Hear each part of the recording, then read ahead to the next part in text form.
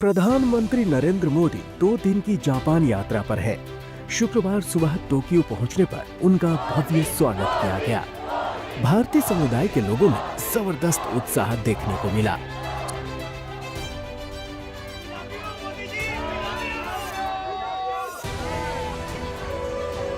स्वागत समारोह में भारतीय परंपरा की झलक भी दिखाई दी, जब राजस्थानी परिधान में सजी जापानी महिलाओं ने लोकगीत गाकर प्रधानमंत्री का अभिनंदन किया।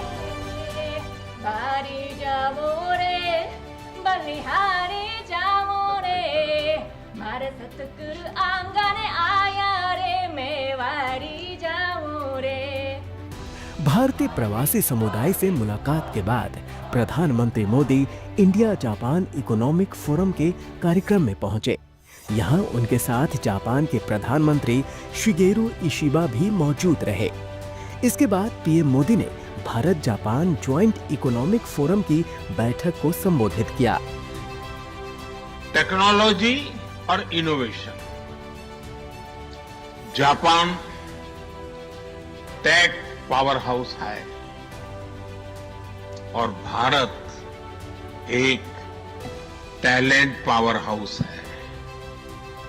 जापान की टेक्नोलॉजी और भारत का टैलेंट मिलकर इस सदी के टेक रिवॉल्यूशन का नेतृत्व कर सकते हैं। जापान की इस आधिकारिक यात्रा में प्रधानमंत्री मोदी को गार्ड ऑफ ऑनर भी दिया गया। यात्रा के दौरान उन्होंने जापान के पूर्व प्रधानमंत्रियों योशिहिदे सुगा और फुमियो किशिदा से मुलाकात की। वहीं जापान की प्रतिनिधि सभा के अध्यक्ष फुफुशिरो नोकागा ने भी उनसे भेंट की। शोरिनसान दारुमाजी मंदिर के मुख्य पुजारी ने प्रधानमंत्री मोदी का स्वागत किया और उन्हें जापानी दारुमा गुड़िया भेंट की। प्रधानमंत्री मोदी और जापानी प्रधानमंत्री शिगेरू इशिबा के बीच 15वें भारत जापान वार्षिक शिखर सम्मेलन में कई अहम समझौते हुए। अगले 10 वर्षों में जापान का भारत में 10 ट्रिलियन येन के निवेश का लक्ष्य रखा गया है। इसके अलावा दोनों देशों के विदेश सचिवों ने हाइड्रोजन अमोनिया और खनिज सहयोग से जुड़े समझौतों की फाइलों का आदान प्रदान किया।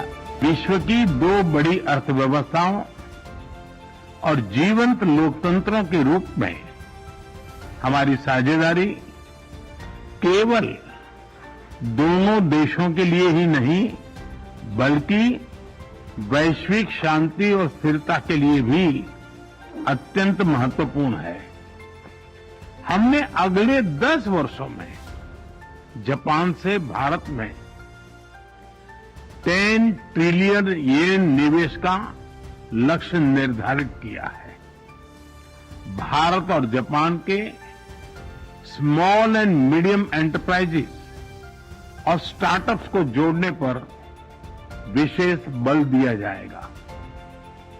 भारत और जापान बिजनेस फोरम में भी मैंने जापानी कंपनियों को कहा, make in India, make for the world. Bharat और जापान के बीच प्रतिनिधि मंडल स्तर की वार्ता भी हुई।